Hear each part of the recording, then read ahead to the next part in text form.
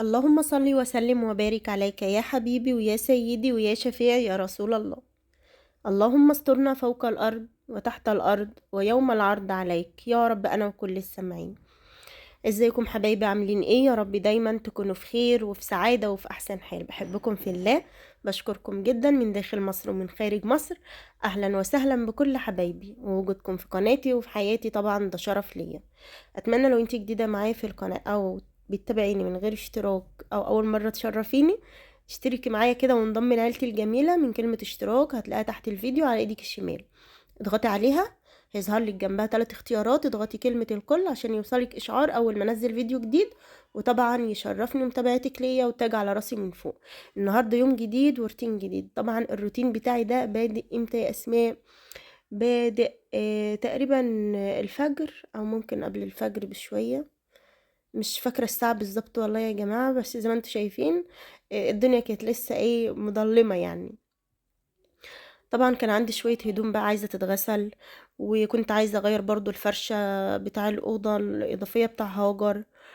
وايه تاني؟ يعني كان عندي برضو شوية شغل في الشقة وما كانش جاي نوم، قلت بقى قومي يا اسماء تشجعي واعمليهم. علشان طبعا زي ما انتوا عارفين انا قايله لكم هاجر هتعمل عملية يوم السبت. فاللي هو عايزة اخلص بقى كل اللي ورايا. انا مش عارفه والله الفيديو ده ينزل لكم امتى، انا بسجل الفيديو مش عارفه ينزل لكم امتى، لان طبعا العمليه هتبقى بكره. فاللي هو انا عايزه اخلص كل حاجه بسرعه ورايا. لو عرفت ان انا انزل لكم الفيديو النهارده هنزل لكم الفيديو النهارده. المهم يا جماعه، اللهم صل على سيدنا محمد. فرست الهدوم كده، طبعا الفاتح لوحده الغامق لوحده الكلام ده، وهدوم الشغل كده بسيبها في دور لوحدها. هشغل الغساله، وقلت اروح اعمل له كوبايه قهوه برضو كده علشان تفوقني وتصحصحني كده. لان في الوقت ده اصلا يعني احيانا انا ما بنامش الا مثلا ما جوزي يروح الشغل كده، فبنام متاخر. لان انا ما بنام اقوم نايمالي ساعه او اتنين، فيصحيني بقى علشان رايح الشغل، اعمل له كوبايه شاي سندوتش كده يعني. فاحيانا اقول لنفسي لا خليكي صاحيه وبنامي مره واحده. النهارده بقى بعد ما طلع من الشغل قمت مولعه على الغسيل على طول، شغلت الغساله وكده. فهاجر ببقى اروح انام جنب هاجر مثلا. إيه بعد ما شريف يمشي بقوم اتنقل جنبها في الاوضه التانية. النهارده بقى قلت لها لا تعالي انتي جنبي في الاوضه التانية، وفضلت يعني جنبها شويه كده لغايه ما نيمتها، على اساس ان انا ما اقلقهاش. إيه عشان عايزه اغير فرش السراير، فانا مش عايزه اقلقها يعني، فاهميني؟ فقلت لها تعالي نام معايا في الاوضه الكبيره وكده. فهنا كان النهار خلاص طلع، فتحت البلكونه كده وقلت برضه افتح الستاير بتاع البلكونه، لان الستاير لو ما اتفتحتش بتضلم الاوضه. هنا كان شريف بيرن عليا، كنت بكلمه، قلت اكلمه شويه وانا واقفه اشرب القهوه كده، وكده كده الغساله شغاله كده يعني. لانه احيانا او المعظم هو يعني بعد ما يطلع يكلمني شويه لغايه ما اقول له خلاص انا هنام. فقلت اشرب القهوه بتاعتي كده، وزي ما يكون القهوه ده انا حطيت لنفسي فيها منوم. يعني انا شربت القهوه ورحت نمت. يعني الناس بتشرب القهوه تطير النوم من عينيها، وانا شربت القهوه والنوم جالي خلاص يعني. فحتى يعني قمت مشغله كمان دور في الغساله، انا كنت طلعت دور قمت حاطه الدور التاني. قلت هقعد بس على السرير كده على ما الغسالة الدور ده يخلص، وبعدين هقوم انشر بقى واخلص اللي ورايا وكده. لقيت نفسي خلاص يعني رحت في النوم، قلت اما اصحى ابقى اكمل. فتحت برضو الشباك بتاع الصالة ينور الشقة كده، وده اول دور انا كنت حطاه. اللي هو الطقم القطيفة، طبعا اللي ما شافش الروتين بتاع امل كانت عاملاه عندي. وكانت مغيره لي فرش السراير كده، ومغيره لي طقم السرير، ربنا يصلح حالها يا رب ويبارك لها في ايلونا يا رب. فغسلته اول حاجه، الطقم القطيفه غسلته اول حاجه. وده برضو الدور ده ملون كده يعني. انا يعتبر ما بغسلش هدوم بيضة قد كده، لان الهدوم البيضة شريف ما بيرضاش يلبسها عشان الشغل، يقول لا خلينا في الطقم الالوان. فعشان كده تتلاقي الهدوم معظمها عندي ملونة، ما بيبقاش فيه ابيض، مع ان انا بحب الابيض، بحس ان هو منور الحبال كده، بينور الغسيل وهي منشورة على الحبال، بيكون الدورين الاولانيين كده او الحبل الاول كده منشور ابيض كده، بحس انه منور الحبل ومبين نظافة الهدوم. خلاص هنا اللهم صل على سيدنا محمد، قلت ان انا الدور اللي يطلع انشره، فيدوبك اصلا الغسالة تاخد طقم القطيفة، لان عارفين ما بشرب مية. والغسالة بتاعتي كان ناس سألتني هي كام كيلو، هي 11 كيلو توشيبا فوق اوتوماتيك، عشان اتسألت السؤال ده كتير. هنا بقى يا جماعة بعد ما انا نشرت الدور ده حطيت دور تاني في الغسالة، وبعدين زي ما بقول لكم بقى خلاص راحت عليا نومة، قلت اما اقوم ربنا يسهل ان شاء الله. قمت واخده حضن في حضن هاجر وقمت نايمه. الناس بقى اللي بتسالني يا اسماء وتقول لي اعملي لنا ريفيو عن الغساله بتاعتك وبتنضف ولا لا، الغساله كويسه وكل حاجه، بس عايزه مسحوق كويس. انا ما بتلاقي الهدوم عندي مش محتاجه صابون، ما بحط اي نوع مسحوق، اللي هو مثلا اريال او اوكسي او اي حاجه من دي، يعني اي نوع انت بتستخدميه بقى. لكن لو انت مثلا عندك اطفال وبيلعبوا مثلا قدام البيت، لا كده في الشارع او كده فاهميني طبعا، او لبس جوزك مثلا في الشغل بيبقى محتاج مسحوق قوي، فهو الصابون مش عارفة، في ناس بتقول عليه الشمس، بس احنا عندنا بنقول عليه الصابون الابيض، طبعا انا غاسله معاكم قبل كده بيه. فهو ده الخلاصة. وطبعا اللهلوبة او الكلور، الاتنين يسدوا مكان بعض. فهو مفيش اعتراض على الغسالة خالص، الغسالة كويسة، لكن المسحوق يا جماعة، وما تيجي تغسلي في الغسالة دي ما تكتريش هدوم عليها، خليها كده واخدة راحتها تلف كده، الغسالة تاخد راحتها وهي بتلف كده، علشان الهدوم ما تبقاش كاتمة الغسالة وتبقى تقيلة عليها، فالهدوم مش هتنضف. فانت تكتري مسحوق وتهتمي بالمسحوق اللي انت بتغسلي بيه، الغسالة هتنضف لك الهدوم. اهم حاجة برضو زي ما بقولك ما تقليش على الغسالة. تمام. هنا بقى كده بعد ما صحيت يا جماعة، انتوا شايفيني اصلا غيرت هدومي كده بعد ما انا صحيت. قلت قبل ما النور بقى يقطع الحقي يا اسماء افرشي الطقم بتاعك كده وغيري فرش الأوضة. على فكرة انا كنت مروقاها، بس كنت شايلة السجاد وكده، لكن ما غيرتش فرش السراير، نفضته كده وكنت شايلة السجاد وكنسة البلكونة ومروقاها. لكن انا عايزة اغير بقى المفرش اللي عليها. ايه رأيكم في المفرش ده؟ اللون شكل الأوضة رصاصي، رصاصي في أبيض. الطقم ده طقم اسمه دفاية، القمشة بتاعته قمشة الدفايات كده، بس رقيق وحلو قوي ولونه تلاقيته جميل قوي مع الأوضة. في ناس بتقول انت جايبة اللطقم بتاعتك دي منين يا أسماء، عجبانة بتجيب اللطقم الحلوة دي منين؟ أنا كنت شارياها من المنصورة. فكل حاجة موجودة يا جماعة، كل حاجة موجودة في كل مكان، اسألوا بس وانتوا هتلاقوا. الطقم اللي انا شايلاه من على السرير ده اللي هو الموف او البنفسجي اللي انا شايلاه، كان عامل وبرة كده على المخدة، فكنت بلمها من عليه. الطقم ده ما شاء الله جميل جدا وكامل زي ما انتوا شايفين، مخدة كبيرة ومخدة صغيرة ومفرش دفاية كبير كده. نروح نفرش السرير التاني بقى. والمفرش اللي انا بشيله ده برضو جميل، هو دفاية برضو وطقم كامل زي ما انتوا شايفين، المخدة الكبيرة والصغيرة والدفاية الملاية الكبيرة. فما شاء الله يعني انا كنت مهتمية قوي بان انا اجيب اطقم حلوة وتكون متكاملة، يعني كنت بدور على كده، لما يبقى الطقم متكامل كده بيبقى شكله افضل. في ناس بقى بتجيب الدفايات اللي هي من غير لا تكوى ولا مخدة، الدفايات دفاية لوحدها كده، وبتفرشها على السرير وتقوم فرشة مثلا وش المخدة، واللي هو العادي بقى اللي هو بتاع اطقم السرير الصيفي دي. لكن انا بحب الطقم يبقى على بعضه كده كامل، بيبقى شكله احسن. انا بقى هفرش السرير ده كمان، واقوم كنسة الاوضه برضو، قلت كنسة على السريع كده برضو علشان يبقى الاوضه نظيفه. بس كنستها مع نفسي انا بقى. كل مرة بشيل معاكم الفرشة وبكنسها وكده، قلت مش مهم المرة دي عشان ما اطولش عليكم.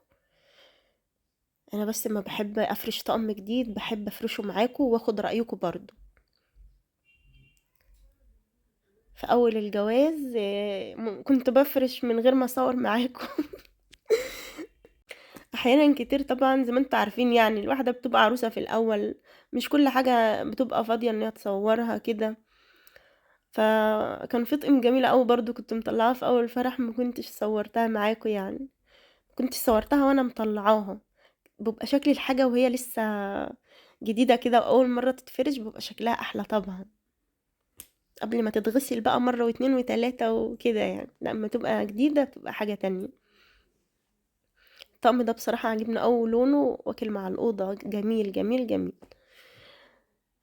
هنا طبعا قلت انضف الكومود بقى كده، وجبت الملمع بتاع الزجاج ده، لمعت الزجاج والخشب برضو على السريع كده، افرش المفرش بتاعه واحط البتاع اللي ما بتشتغلش دي اسمها ايه؟ قولوا معايا، قولوا معايا بسرعة. الاباجورة. هي بتشتغل يعني شغالة، بس هي ما بتشتغلش، محطوطة كده زينة، مفيش جنبها كوبس كهربا، فاللي هي مش شغالة بقى عشان مفيش كوبس كهربا جنبها، فمش مشكلة يعني، شكلها حلو حتى لو ديكور بس. هنا الأوضة بعد ما خلصتها وكنت كنست وفرشت اهو، كنست برضو وشلت السجاد نفضته كده يعني وظبطت الدنيا. قلت خد لكم الجولة السريعة عشان تقولوا لي بقى رأيكم في الكومنتات، ودعوة حلوة منكم لهاجر كده، ربنا يقومها بالسلامة ان شاء الله.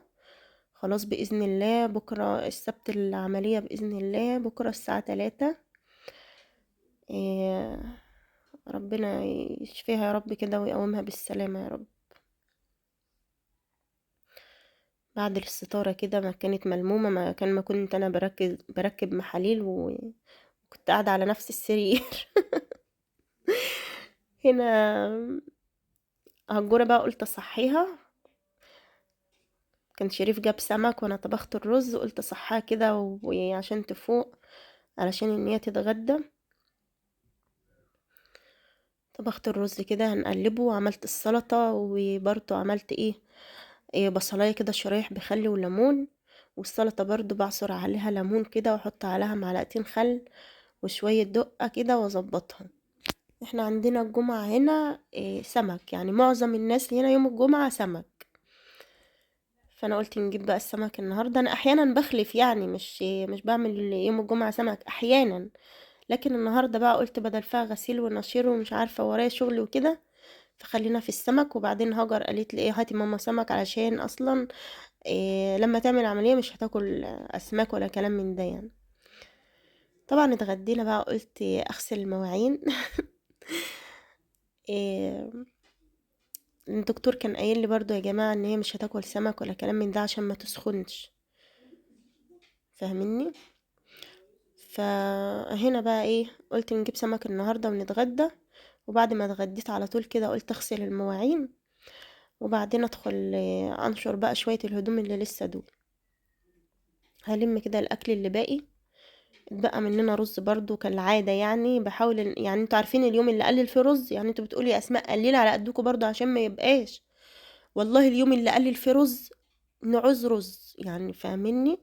نعوز رز، الرز يتاكل ونعوز، اما كتر شوية احس ان احنا ما كلناش والرز فات كتير، مش عارفة ليه. فمش مشكلة بقى، هو كده كده بيروح للطيور يعني، مش بترمى في الزبالة وكده، انتوا عارفين ان انا بقول لكم ان الاكل ده بيروح للطيور. خلاص كده هشطف المواعين على السريع. طبعا اللي معايا لغاية دلوقتي في الفيديو، اول حاجة طبعا يدعي دعوة حلوة لهجورة كده حبيبتكم، وتاني حاجة يحط اللايك والكومنت الحلو والاشتراك لو لسه ما اشتركتوش. ربنا يديمكم نعمة في حياتنا يا رب ويسعدكم. عاوزة اقول لكم ان الطقم ده حلو اللي انا بغسله، اللي هو التيفال، وبرضو الجرانيت عندي برضو جميل قوي، حلو في استخدامه. والتيفال ده برضو جميل جدا، لكن عيبه حاجة، تخيلوا هي ايه بقى؟ الايدين بتاعته. الطقم جميل قوي، لكن الايدين بتاعته علشان يعني ايه مش تبان منها فيها كده، او يعني ان هي بلاستيك لو عليت النار بتتحرق، او ان هي ريحتها بتطلع كده لو النار ايه لو شمت ريحة النار. لكن الطقم نفسه حلو، لكن لو ايديه غير كده، هو ده العيب الوحيد بس اللي مش عاجبني في الطقم ده. شطة في الحوض بقى كده ونظبط حالنا. اتغدينا وغسلنا مواعيننا، وقلت بقى ايه اغسل، هتشرب شاي يا شريف؟ قال لي لا، انا هدخل انام. قلت ماشي. هو دخل ينام بقى، كان جه من الشغل اتغدى ودخل ينام، وقلت انا ايه ابقى اشرب شاي بدل لوحدي وشريف مش هيشرب معايا، ف خلاص مش مهم ان انا اعمل دلوقتي، ما اشوف اللي ورايا واخلص وبعدين ابقى اعمل كوبايه شاي كده واقعد مع نفسي بقى ومنتج لكم الفيديو.